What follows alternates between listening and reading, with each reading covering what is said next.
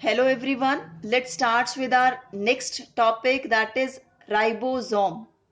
Ribosomes are generally known as protein factory of the cell, as they are responsible for making the proteins in abundance, and those proteins are used for various functions and to make the structures of the cell itself.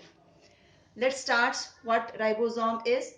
Ribosomes are granular structure. Granular structure means they are the particles. Okay, we know this thing that they are the naked organelle. It means there is no membrane, or we can say non-membranous structure. Non-membranous. So as there is no membrane, so we are not going to consider it as an organelle. So this is only a granular structure, or we can say the particles. And particles of what? It means they are made up of what thing? They are made up of ribonucleoproteins, which are present in the protoplasm. They are the ribonucleoprotein which are protoplasmic. Protoplasmic means present in the cytoplasm. They may attach to the membranous structures also, as in the case of endoplasmic reticulum. So what they are made up of? They are made up of RNA, ribonucleic acid plus the proteins. And both these structures, when they are going to combine together to form a granule-like structure, that is called ribosome. Fine. So ribosomes are what? Ribosomes are the ribonucleic acid plus the proteins accumulation, when they are going to accumulate together, when they are going to combine together to give a structure, that is called ribosome. Fine. Ribosome was first observed by George Palade in 1953 in animal cell. As this is membrane less structure, there is no membrane type structure, nothing enveloped it, so this can also, like, this is present in prokaryotic cell also and eukaryotic cell. So what we can say, that ribosomes are present in each and every type of cells. It may be prokaryotic, it may be eukaryotic, except RBCs, that we have discussed earlier also, that why the RBCs, they don't have the organelles within it. Okay, so only the RBCs, they don't have ribosome, rest all the cells they have. It may be a bacteria cell, it may be plant, animal.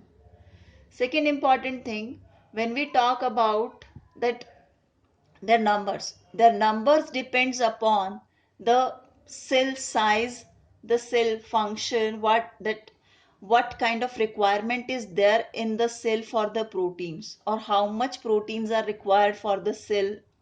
In that case, the numbers are going to vary. Okay, they can be millions in number also within the cell, as they are the smallest structure in the cytoplasm. Okay, or we can say within the cell, they are the smallest structure which we have discussed till now. Out of them, they are the smallest one, smallest functional structures they are.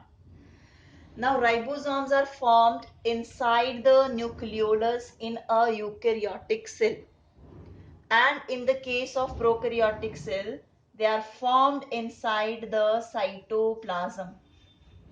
So if it is asked where the ribosomes are formed, so where they are formed? In the nucleolus and in cytoplasm. Clear? So ribosomes are formed inside the nucleolus also and cytoplasm also. Let's talk about the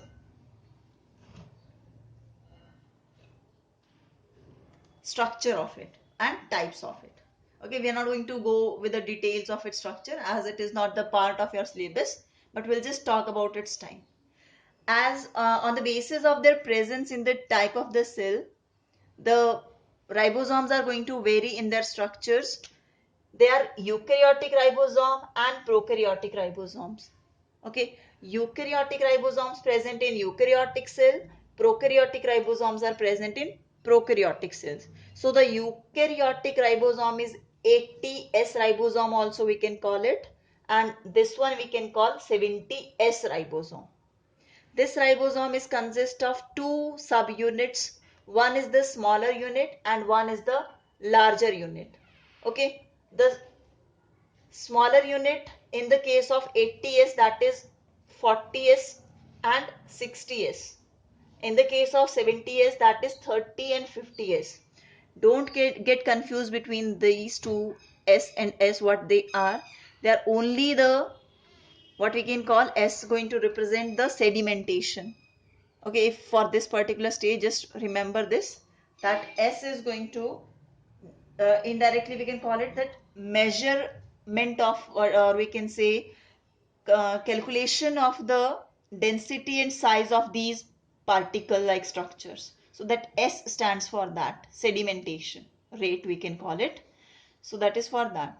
So generally in the higher classes you are going to read about this particular concept, that this structure is responsible for making the protein very, like, it play a very important role in that process. Here that particular chain is going to form. Okay, here these proteins are going to form of various kinds, and then they are going to play different roles. After formation of the proteins by the ribosome, they are sent to the cytoplasm or to the various organelles for their requirements. Okay, so this is all about the ribosomes. Only consider that part which is there in your syllabus. Rest is only for your competitive level. Thank you.